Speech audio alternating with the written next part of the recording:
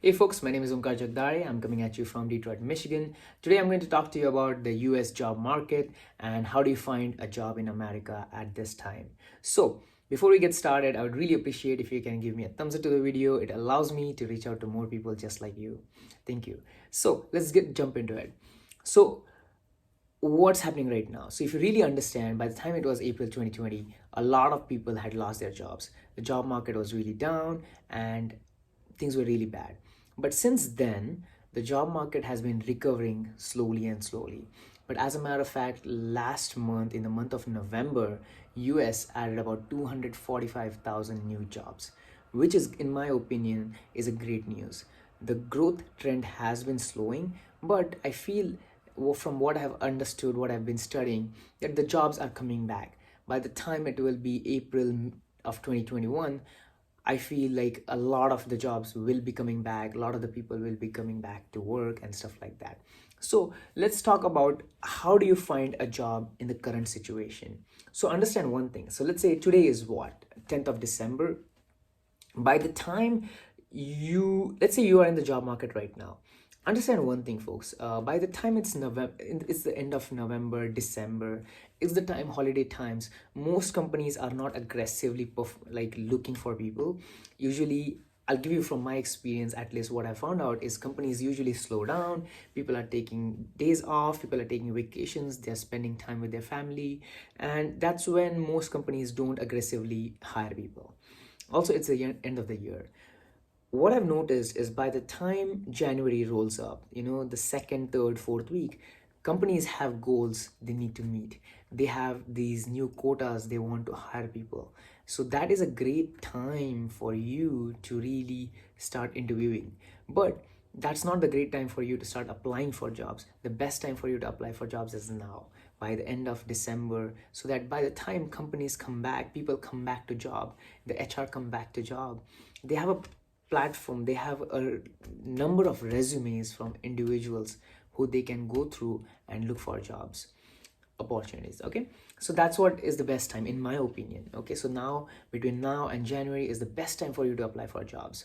So what else? So understand one thing folks, from what I've understood is finding a job in America is a skill.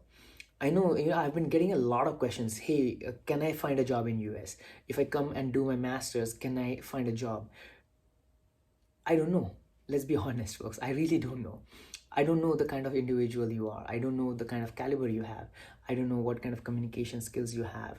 I don't know if you have worked on yourself. Do you really have developed yourself at a personal level? So that is why it's really hard to say that you will find a job. But in a general, on average, if you're a decent individual, you shouldn't have hard time finding a job. If you are confident, if you have the confidence that you can come to US and find a job, in my opinion, I don't think that should be hard for you. But still, it's a skill, folks, and you need to learn the skill. So, how do you learn the skill? This is what I say. Understand, your mindset when you're applying for a job is very, very important. I remember when I was looking for a job when I graduated, my mindset was, and this is something one of my mentors taught me, that my mindset was that there is one job in Detroit metro area with my name written on it, and my goal is to find that job, and I was willing to do whatever it takes. I don't care how many number of jobs I had to apply, I didn't care how many interviews I had to go. I did not care. I knew there's one job with my name written on it and I was going to find it. And I feel that is the same thing for you. There's one job out there with your name on it. Are you willing to go through everything to find it? For example, folks, understand, like, if you understand, a deck of cards, there are about 52 cards in a deck, right? If you really understand, let's say, imagine you're looking for ace of hearts and you've flipped through 50 cards and you haven't found it. Understand, folks, you're gonna be excited beyond imagination because you know within the next two cards you're gonna find your card. Similarly, I feel like if you have applied to 200, 300, 400, whatever the number of jobs you have applied to, you shouldn't get discouraged as your application numbers goes high, because I feel there is a set number of jobs you have to apply to for you to find your job. So I feel with every single job you're going ahead, you are getting closer. So the more jobs you are applying to, you should be getting more excited that your number is coming close and you are very close to finding a job. So that is something food for thought. Okay, so what else? So I know, if you don't have experience in applying for jobs, it's very hard to build a routine for applying for jobs. So I remember one of a very successful entrepreneur, he told me that most people don't actually know how to apply for jobs. As a matter of fact, myself, I did not know apply for job. I did not knew how to apply for jobs. He said that if you're really looking for a job, finding a full-time job is a full-time job itself. You have to give 40 hours of effort to find a full-time job. And just to be clear, folks, I'm not talking about finding a job at Starbucks or Dunkin' Donuts here. I'm talking about a professional job where you make a professional income. I'm talking about a job where you have a college degree and you are going for an interview. That's what I'm talking about here, okay? If you're looking for other kind of information, this will also help you, but I just wanted to be clear. So coming back to what we are talking about, understand, folks, a lot of people, what they do, they'll sleep on the bed and apply for jobs. They'll sit on the laptop and apply for jobs like that. That's not the kind of mindset you want to have. Understand, I remember that mentor, the person saying that the way to apply the job is actually, you imagine if your job timing was 9 to 5, you apply for a job between 9 to 5. You dress up, you get up in the morning, you dress up as if you're going to the job, and you sit on your table and you apply for those jobs. And I remember, this may be something, you may be thinking, man, this is so much effort, this is so much this thing.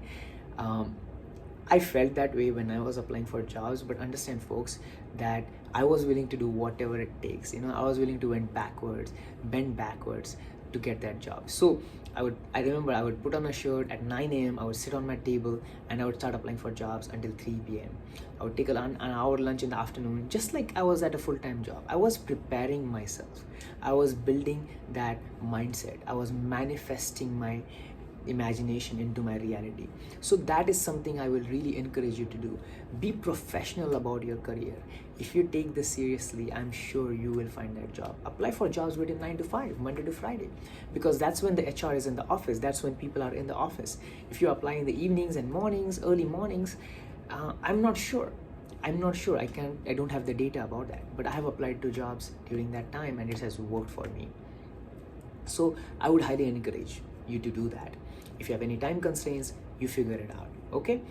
Next, here is what I would suggest. You see, just sitting at home and applying for jobs sometimes may not work for you. What I had to do is I had to get out there. I had to go to universities. I had to meet people. I had to apply. I had to get in touch with people who were in the industry. I had to go to universities. I would go to job fairs. I would meet people. I knew people who were actually in industry and their wives or brothers who were working at a civil engineering company. I would buy them lunch. I would go out, buy them lunch and talk to them, see what's happening with them and see if I can get a connection with that person. So understand, folks, you will have to be very, very creative in finding that job, because as I said, finding a job in US is a skill, and if you can master this skill, even if you lose your job tomorrow, you know how to find it. You never have to worry for the rest of your life that you're going to lose your job. You're never going to be at mercy of a company. You're not going to be mercy of them. So understand one thing, folks, figure out this skill, and once you figure out, you're going to thank yourself, because the reason I feel very secure and confident today, because I'm really not worried. Of course, I'm a human being, you can always be concerned that, hey, if I lose my job, I don't want that to happen. But I'm really confident that if something happens, I have the skill, I have figured it out how to apply, and I can get back on track within a couple of months. So if you can do that and you do that to yourself, I'm sure you'll be in a great position. So let's talk about interviews. Okay, so let's say you have applied to 300, 400 jobs. Now, if you're a US citizen and you've done your undergrad here, hey, it's gonna be really easy for you, compared to an international person. You don't have to go through that many numbers. You can find a job in about 50, 60 applications. even 20 applications. I know people who have found jobs on their first application, and man, you are fortunate. I'll be honest, don't take it for granted.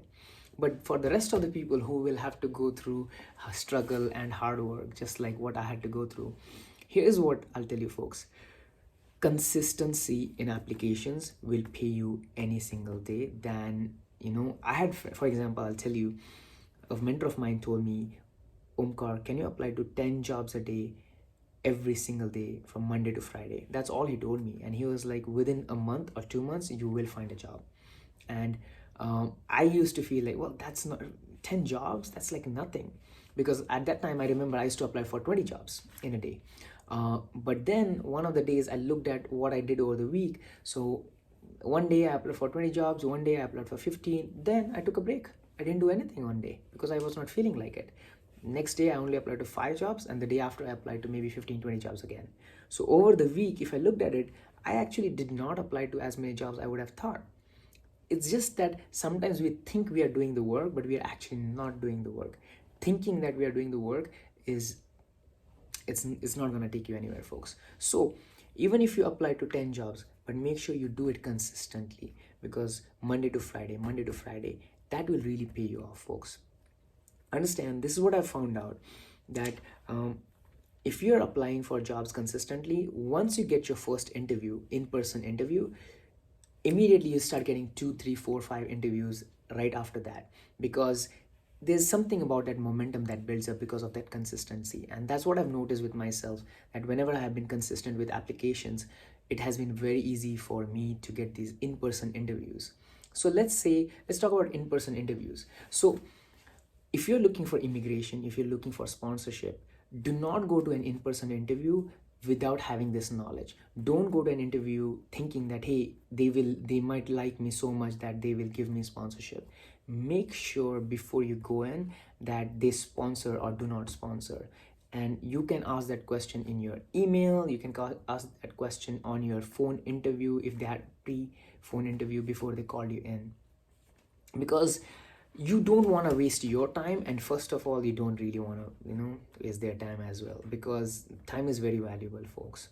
So that is very critical. Understand what you're going in for and what they are asking you of. Okay, so from my experience so far, what I've found out, folks, is if you're really like, if the job is right for you and you are like a good candidate, for every 3 in-person interviews you give, you should be able to find one offer letter. You should be able to get one offer letter, because that's how the numbers work. That's what I've found out so far. So if you go by that, you should be able to, if you're a good candidate, if you're an average candidate, who knows, who has good communication skills, who knows how to talk to people, who will be, who knows what they are doing, you are a professional, right? So